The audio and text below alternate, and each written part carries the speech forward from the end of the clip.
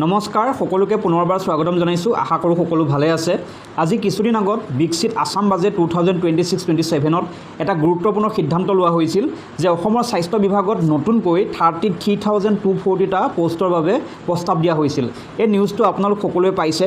এতিয়া আপোনালোকৰ মনত যিটো ডাউট আছে যে এই পোষ্টসমূহৰ আমাৰ এডভাৰটাইজমেণ্ট কেতিয়ালৈ ওলাব, অনলাইন এপ্লিকেশ্যন কেতিয়াৰ পৰা আৰম্ভ হ'ব আৰু ইয়াৰ যিটো ৰিক্ৰুইটমেণ্ট প্ৰচেছ হ'ব সেইটো কি ধৰণৰ হ'ব, গতিকে এই সকলো তথ্য লৈ মই ভিডিঅ'টো প্ৰস্তুত কৰিছোঁ আৰু মোৰ যিটো পাৰ্চনেল এনালাইচিছ সেইটো আপোনালোকৰ লগত মই এই ভিডিঅ'টোৰ জৰিয়তে আলোচনা কৰিম। গতিকে ভিডিঅ'টো শেষলৈকে চাই যাব আৰু আপোনালোকৰ মনত থকা ডাউটসমূহ সকলো ক্লিয়াৰ হৈ যাব। ঠিক আছে, চ' আহক আমাৰ ভিডিঅ'টো আৰম্ভ কৰোঁ। ভিডিঅ'টোলৈ আগবঢ়াৰ আগতে মই আপোনালোকক জনাব বিচাৰিছোঁ যে DHS বা DMEৰ যদি আপকামিং ভেকেঞ্চিসমূহৰ বাবে আপোনালোকে ভালদৰে প্ৰিপেৰেশ্যন কৰিম বুলি ভাবিছে, তেনেহ'লে প্ৰিভিয়াছ ইয়েৰ কুৱেশ্যন পেপাৰৰ ওপৰত আপোনালোকে গুৰুত্ব দিব লাগিব, কাৰণ ইয়াৰ পৰা আমাৰ এক্সামত 40% কুৱেশ্যন কমন আহে।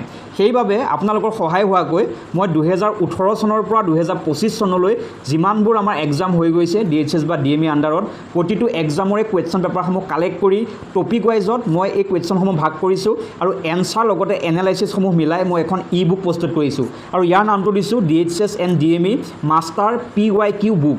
যদি আপোনালোকে এই বুকখন কিনিব বিচাৰে তেনেহ'লে মোৰ হোৱাটছআপ নাম্বাৰত যোগাযোগ কৰি এই বুকখন কিনিব পাৰিব। বৰ্তমান 50% ডিছকাউণ্টত দি থকা হৈছে। বৰ্তমান প্ৰাইচ হৈছে 149। ইয়াত আপোনালোকে 790+ কুৱেশ্যন উইথ এনচাৰ পাব। ইয়াত মেথমেটিক্সৰ কুৱেশ্যন থাকিব আৰু প্ৰতিটো কুৱেশ্যনৰ লগতে আপোনালোকৰ এনালাইচিছ থাকিব, ইংলিছৰ কুৱেশ্যন থাকিব, জেনেৰেল নলেজৰ কুৱেশ্যন থাকিব আৰু ছায়েন্সৰ কুৱেশ্যন থাকিব আৰু প্ৰতিটো কুৱেশ্যন আমাৰ আগৰ এক্সামসমূহত আহি গৈছে। এতিয়াই ই বুকখন কিনিবলৈ আপোনালোকে মোক এই হোৱাটছআপ নাম্বাৰটো যোগাযোগ কৰক আৰু আপোনালোকৰ প্ৰস্তুতি আৰম্ভ কৰক। বিকশিত আছাম বাজেট 2026-27ত অসমৰ স্বাস্থ্য বিভাগত নতুনকৈ 33,240টা পোষ্টৰ বাবে প্ৰস্তাৱ দিয়া হৈছে। এইটো আমি সকলোৱে গম পাওঁ।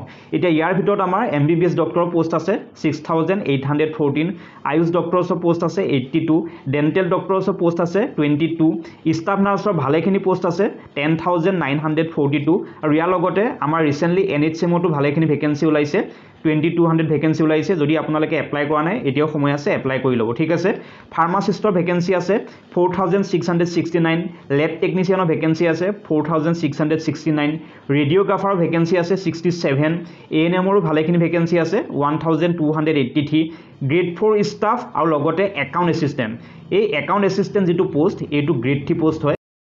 চ' গ্ৰেড 3 আৰু গ্ৰেড 4 মিলি আমাৰ টোটেল পোষ্ট আছে 4,625 আৰু লগতে ড্ৰাইভাৰৰ পোষ্ট আছে 67।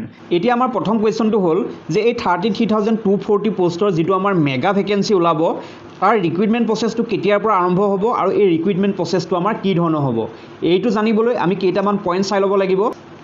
ইয়াৰে প্ৰথম পইণ্টটো হৈছে CM ছাৰৰ যিটো অফিচিয়েল এক্স একাউণ্ট তাত এটা আপডেট দিয়া হৈছিল যে 2030ৰ ভিতৰত অসমত টোটেল 29খন মেডিকেল কলেজ হ'ব। এইটো আমাৰ CM ছাৰৰ এইম আৰু বৰ্তমান অসমৰ মেডিকেল কলেজৰ যদি আমি ষ্টেটাছটো চাবলৈ যাওঁ, বৰ্তমান 14খন মেডিকেল কলেজ ফাংচনেল হৈ আছে আৰু 10খন মেডিকেল কলেজ আণ্ডাৰ কনষ্ট্ৰাকশ্যন হৈ আছে। আৰু ইয়াৰ লগতে অসমৰ স্বাস্থ্যমন্ত্ৰী অশোক সিংঘাল ডাঙৰীয়াই জনাইছে যে অসম বাজেট 2026ত অসমত নতুনকৈ গোৱালপাৰা, হাইলাকান্দি, হোজাই আৰু বাজালি জিলাত 4খন নতুন চিকিৎসা মহাবিদ্যালয় স্থাপনৰ বাবে প্ৰস্তাৱ দিয়া হৈছে। গতিকে এই চিকিৎসা মহাবিদ্যালয়সমূহ যেতিয়া আমাৰ অপেনিং হ'ব বা যি আমাৰ 10খন চিকিৎসা মহাবিদ্যালয় আণ্ডাৰ কনষ্ট্ৰাকশ্যন হৈ আছে সেইকেইখন যেতিয়া অপেনিং হ'ব তাত ভালেখিনি পোষ্ট ওলাব আৰু এই পোষ্টসমূহো যি আমাৰ 33,000 পোষ্টৰ বাবে প্ৰস্তাৱ দিয়া হৈছিল অসম বাজেটত, সেই 33,000ৰ ভিতৰতে ইয়াত ওলাব লগা পোষ্টসমূহো ধৰা হৈছে। ঠিক আছে। পইণ্ট নাম্বাৰ 2, অসম বাজেট 2026-27ত আৰু এটা গুৰুত্বপূৰ্ণ প্ৰস্তাৱ দিয়া হৈছিল যে ভাৰতৰ ভিতৰত প্ৰথম অসমত প্ৰতিটো ছাব চেণ্টাৰত এজনকৈ MBBS ডক্টৰ নিয়োগ কৰা হ'ব আৰু তেখেতক সহায় কৰিবলৈ এগৰাকী ANM আৰু এগৰাকী GNM নিয়োগ কৰা হ'ব। কিন্তু বৰ্তমান অসমৰ ছাব চেণ্টাৰসমূহত এগৰাকী CHO থাকে আৰু তেখেতক সহায় কৰিবলৈ এগৰাকী ANM থাকে। যিহেতু নতুনকৈ প্ৰতিটো ছাব চেণ্টাৰত এজনকৈ MBBS ডক্টৰ নিয়োগ কৰিব আৰু নতুনকৈ GNM নিয়োগ কৰিব, গতিকে ইয়াত যিবোৰ আমাৰ পোষ্ট ওলাব, যিবোৰ GNMৰ পোষ্ট ওলাব বা যিবোৰ আমাৰ MBBS ডক্টৰৰ পোষ্ট ওলাব, সেই পোষ্টসমূহো যি আমাৰ 33,000 পোষ্টৰ বাবে প্ৰস্তাৱ দিয়া হৈছিল সেই তাৰ ভিতৰতে এই পোষ্টসমূহো ধৰা হৈছে। ঠিক আছে। পইণ্ট নাম্বাৰ 3, অসম বাজেটত আৰু এটা ইম্পৰ্টেণ্ট প্ৰস্তাৱ দিয়া হৈছিল যে অসমৰ প্ৰতিটো LAC লেজিছলেটিভ এছেম্বলি কনষ্টিটুৱেঞ্চিত 50 বেডেড FRU গঠন কৰা হ'ব। গতিকে এই FRUসমূহ যেতিয়া কমপ্লিট হ'ব তাতো ভালেখিনি পোষ্ট ওলাব। চ' ইয়াত যিবোৰ পোষ্ট ওলাব সেই পোষ্টসমূহো 33,000 পোষ্টৰ ভিতৰতে ধৰা হৈছে। গতিকে আমি ইয়াৰ পৰা এটা সিদ্ধান্তত উপনীত হ'ব পাৰোঁ যে এই 33,240 যিটো আমাৰ ভেকেঞ্চি ওলাব তাৰ এডভাৰটাইজমেণ্টটো আমাৰ এবাৰতে নোলায় বা তাৰ যিটো অনলাইন এপ্লিকেশ্যন বা ৰিক্ৰুইটমেণ্ট প্ৰচেছ সেইটো এবাৰতে নহয়, সেইটো আমাৰ ফেজ ৱাইজত হ'ব। তাৰ কাৰণটো অলৰেডি আপোনালোকে গম পালেই যে যিবোৰ মেডিকেল কলেজ আমাৰ আণ্ডাৰ কনষ্ট্ৰাকশ্যন হৈ আছে তাত যিবোৰ পোষ্ট ওলাব সেই পোষ্টসমূহো আমাৰ 33,000ৰ ভিতৰত ধৰা হৈছে।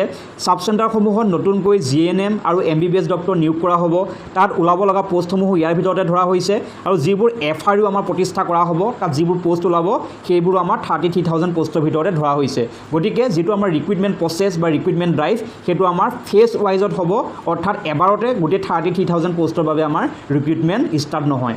যদি এই ভেকেঞ্চিসমূহ আমাৰ ফেজ ৱাইজত ওলায় তেনেহ'লে ফেজ 1 আমাৰ কেতিয়ালৈ ষ্টাৰ্ট হ'ব আৰু ইয়াত ভেকেঞ্চিৰ সংখ্যা কিমান থাকিব আৰু ইয়াৰ এডভাৰটাইজমেণ্ট আমাৰ কেতিয়া মানে ওলোৱা চান্স আছে। এতিয়া 33,000 পোষ্টৰ যিটো আমাৰ ফেজ 1ৰ ভেকেঞ্চি ওলাব সেই ফেজ 1ৰ ভেকেঞ্চিটো আমাৰ মেডিকেল কলেজসমূহত ওলাব। আমাৰ স্বাস্থ্যমন্ত্ৰী ডাঙৰীয়ে জনাইছে যে বৰ্তমান 4খন মেডিকেল কলেজ প্ৰায় সম্পূৰ্ণ হৈ গৈছে। Bongaigaon medical college, Biswanath medical college, Charaideo medical college আৰু গোলাঘাট মেডিকেল কলেজ।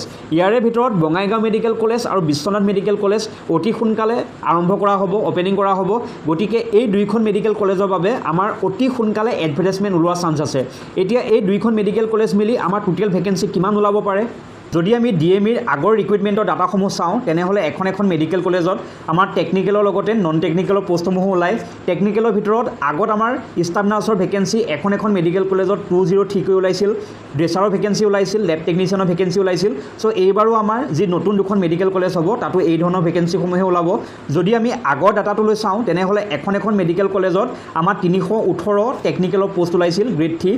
সেইবাবে যদি নতুনকৈ দুইখন মেডিকেল কলেজ অপেনিং হয় আৰু তাৰ বাবে যদি এডভাৰটাইজমেণ্ট ওলায় তেনেহ'লে 636 এপ্ৰক্সিমেটলি আমাৰ ভেকেঞ্চি ওলাব পাৰে। ঠিক আছে, যদি আমি নন টেকনিকেলৰ গ্ৰেড 3 পোষ্টসমূহ চাওঁ তেনেহ'লে এখন মেডিকেল কলেজত আগৰ যিটো আমাৰ ৰিক্ৰুইটমেণ্ট ড্ৰাইভ আছিল তাত LDA, কম্পিউটাৰ অপাৰেটৰ, ক্লাৰ্ক আৰু DTP অপাৰেটৰ মিলি 20টাকৈ ভেকেঞ্চি ওলাইছিল। এছিষ্টেণ্ট লাইব্ৰেৰিয়ানৰ ভেকেঞ্চি ওলাইছিল। চ' এইবাৰো আমাৰ এই ধৰণৰ ভেকেঞ্চিসমূহে ওলাব। আৰু যদি সেই ডাটাটো আমি চাওঁ তেনেহ'লে টোটেল 91 ভেকেঞ্চি ওলাইছিল গ্ৰেড 3 নন টেকনিকেলত। আৰু যদি দুইখন মেডিকেল কলেজৰ বাবে ভেকেঞ্চি ওলায় তেনেহ'লে এপ্ৰক্সিমেটলি 182 নন টেকনিকেলৰ ভেকেঞ্চি ওলাব পাৰে। এইটো হৈছে গ্ৰেড 3। চ' টোটেল আমাৰ গ্ৰেড 3 ভেকেঞ্চি টেকনিকেল আৰু নন টেকনিকেল মিলি টোটেল আমাৰ গ্ৰেড 3 800ৰ পৰা 1000 ভেকেঞ্চি ওলোৱা চান্স আছে। আৰু ইয়াৰ যিটো এডভাৰটাইজমেণ্ট সেই এডভাৰটাইজমেণ্টটো আপোনালোকে আগষ্ট বা ছেপ্টেম্বৰৰ ভিতৰত এক্সপেক্ট কৰিব পাৰে। ঠিক আছে, গ্ৰেড 4 পোষ্টটো ওলোৱা চান্স আছে কাৰণ আগত আমাৰ যিটো ডাটা ওলাইছিল নলবাৰী মেডিকেল কলেজ, কোকৰাঝাৰ, নগাঁও আৰু ধুবুৰীৰ বাবে 657টা গ্ৰেড 4 ভেকেঞ্চি ওলাইছিল, কিন্তু ইয়াৰ ৰিক্ৰুইটমেণ্ট প্ৰচেছটো কমপ্লিট নহ'ল, এইটো কেঞ্চেল কৰি দিয়া হৈছিল। যদি এই মেডিকেল কলেজসমূহৰ বাবে আমাৰ নতুনকৈ আকৌ গ্ৰেড 4 ভেকেঞ্চি ওলায় বা গ্ৰেড 4 ৰিক্ৰুইটমেণ্ট প্ৰচেছটো ষ্টাৰ্ট হয় তেনেহ'লে গোটেইকেইখন মেডিকেল কলেজ মিলি আমাৰ এপ্ৰক্সিমেটলি 800 গ্ৰেড 4 ভেকেঞ্চি ওলাব পাৰে। গতিকে বঙাইগাঁও আৰু বিশ্বনাথ মেডিকেল কলেজ মিলি আমাৰ এপ্ৰক্সিমেটলি 2000 ভেকেঞ্চি ওলোৱাৰ চান্স আছে। আৰু ইয়াৰ এডভাৰটাইজমেণ্ট অতি সোনকালে অৰ্থাৎ আগষ্ট বা ছেপ্টেম্বৰৰ ভিতৰত ইয়াৰ এডভাৰটাইজমেণ্টটো প্ৰকাশ হোৱাৰ চান্স আছে। গতিকে এইটো যি আমাৰ মেগা ৰিক্ৰুইটমেণ্ট ড্ৰাইভ অৰ্থাৎ 33,000 ভেকেঞ্চি এইটো ফেজ 1ৰ ৰিক্ৰুইটমেণ্ট প্ৰচেছ হ'ব। গতিকে এই ফেজ 1ৰ বাবে আপোনালোকে সম্পূৰ্ণ চিলেবাছটো ভালদৰে প্ৰিপেৰেশ্যন কৰক, তেতিয়াহে এই পৰীক্ষাত আপোনালোকে সফলতা অৰ্জন কৰিব পাৰিব। আপোনালোকৰ মাজৰে বহুত কেইজনে মোক পেইড কোৰ্চ ষ্টাৰ্ট কৰিবলৈ কৈ আছিলে, কাৰণ DHS বা DMEত যিটো আমাৰ ভেকেঞ্চি আহিব তাৰ বাবে বেছিকৰ পৰা এডভান্সলৈ সম্পূৰ্ণ কনচেপ্ট ক্লিয়াৰ হোৱাকৈ মোক এটা পেইড কোৰ্চ ষ্টাৰ্ট কৰিবলৈ দিছিলে। যদি আপোনালোকে এই পেইড কোৰ্চৰ বাবে ইচ্ছুক হয় তেনেহ'লে কমেণ্ট বক্সত মোক পেইড কোৰ্চ বুলি লিখি জনাব। আৰু ইয়াৰ লগতে সম্পূৰ্ণ আপডেটসমূহ পাই থাকিবলৈ DHS বা DME পৰীক্ষাৰ আপডেটসমূহ বা ADRE পৰীক্ষাৰ আপডেটসমূহ পাই থাকিবলৈ আৰু তাৰ লগতে ফ্ৰী ষ্টাডি মেটেৰিয়েলসমূহ পাই থাকিবলৈ মই এটা টেলিগ্ৰাম চেনেল খুলিছোঁ। সেই টেলিগ্ৰাম চেনেলটো আপোনালোকে লিংকটো দিয়া হৈ আছে ডেছক্ৰিপশ্যনত থকা লিংকত ক্লিক কৰি টেলিগ্ৰাম চেনেলটো আপোনালোকে জইন কৰি ল'ব পাৰিব। মই নেক্সট ভিডিঅ'ত DHS বা DMEৰ যিটো চিলেবাছ আৰু প্ৰিপেৰেশ্যন ষ্ট্ৰেটেজি তাৰ ওপৰত মই ভিডিঅ' আনিম। গতিকে মোৰ চেনেলটো যদি আপোনালোকে এতিয়াও ছাবস্ক্ৰাইব কৰা নাই তেনেহ'লে ছাবস্ক্ৰাইব কৰি থৈ দিব আৰু আপোনালোকৰ বন্ধুসকলৰ লগত মোৰ এই চেনেলটো আপোনালোকে শ্বেয়াৰ কৰি দিব। যদিহে আজি ভিডিঅ'টো ভাল পালে তেনেহ'লে লাইক কৰি দিব। আজিলৈ ইমানেই, ধন্যবাদ।